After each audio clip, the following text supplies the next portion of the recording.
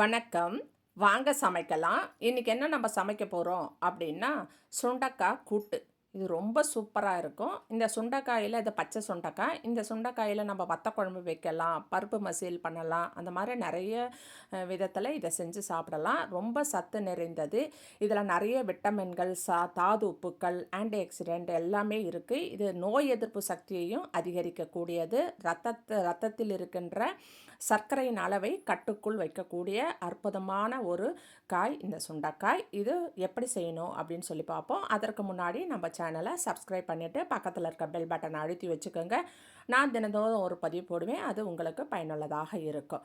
சரி வாங்க இது எப்படி செய்யணும்னு பார்ப்போம். நான் ஒரு கப் அளவு பச்சை சுண்டைக்காய் அந்த காம்பெல்லாம் நீக்கிட்டு சுத்தமாக கழுவி எடுத்து வச்சுருக்கேன். அந்த நம்ம உரலில் போட்டு நல்லா ஒரு தட்டு தட்டிக்கணும்.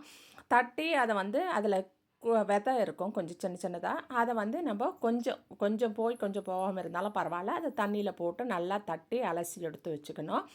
எடுத்து வச்சுட்டு அதுக்கப்புறம் ஒரு குக்கர் எடுத்துக்கோங்க. ஒரு குக்கரில் நான் ஒரு கப்பு துவரம்பருப்பு நான் ஊற வச்சுருக்கேன்.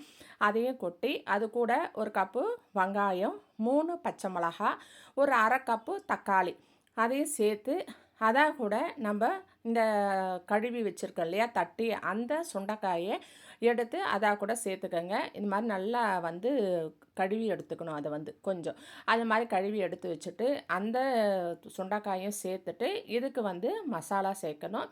முதல்ல நான் ஒரு அரை ஸ்பூன் அளவுக்கு பெருங்காயம் சேர்த்துருக்கேன். பெருங்காயம் சேர்த்துட்டு ஒரு ஸ்பூன் உப்பு சேர்த்துருக்கேன். உப்பு சேர்த்துட்டு மிளகாப்பொடி ஒரு ஒரு அரை ஸ்பூன் கிட்டத்தட்ட.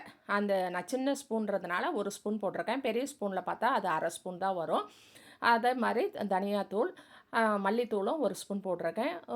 மஞ்சள் பொடி ஒரு 1/4 ஸ்பூன் அளவுக்கு போட்டு தேவையான அளவு ரொம்ப தண்ணி விட வேணாம். அந்த காய் முழுகிற அளவுக்கு தண்ணி இருந்தால் போதும். அந்த மாதிரி தண்ணியை விட்டு நல்லா குக்கரில் ஒரு 5 விசில் விட்டு இறக்கிக்கோங்க. அதற்குள்ளே அந்த விசில் வரத்துக்குள்ளே அதுக்கு ஒரு மசாலா மிக்ஸி ஜார் எடுத்துக்கோங்க. அதில் ஒரு தேங்காய் பத்தை ஒரு 6, 7 பெத்தை போட்டிருக்கேன். ஒரு அரை முடி. அது கூட ஒரு பல்லு பூண்டு, கொஞ்சம் சீரகம் போட்டு அதை நல்லா கொரன்னு அரைச்சி எடுத்துகிட்டு வந்துடணும். எடுத்து வந்துட்டு இதுக்கு ஒரு தாளிப்பு. அதுக்குள்ளே விசில் வந்திருக்கும். அதை இறக்கி வச்சுட்டு ஒரு தாளிப்பு பண்ணணும். ஒரு வாணலி வைத்து அதில் ஒரு 2 ஸ்பூன் எண்ணெய் விட்டுருக்கேன்.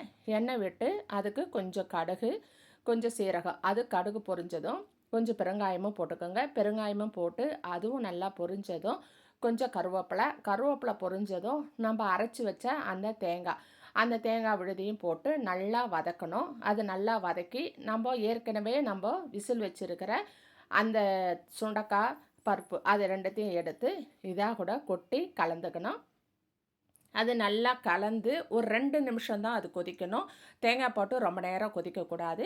2 நிமிஷம் கொதி வந்ததும் அதுக்கு கருவேப்பிலை, கொத்தமல்லி தூவி இறக்கி அதை நம்ம பரிமாறலாம். இது சுட சாதத்துக்கு போட்டு சாப்பிட்லாம், இட்லி தோசைக்கு தொட்டுன்னு சாப்பிட்லாம், சப்பாத்திக்கு தொட்டுன்னு சாப்பிட்லாம். ரொம்ப சூப்பராக இருக்கும். இது நீங்கள் சோம்பு வேணும்னாலும் நீங்கள் தேங்காய் அரைக்கும் போது போட்டு அரைச்சிக்கலாம். மசாலா வாசனை வேணுன்றவங்க. நான் வேண்டான்ட்டு நான் சீரகம் போட்டிருக்கேன்.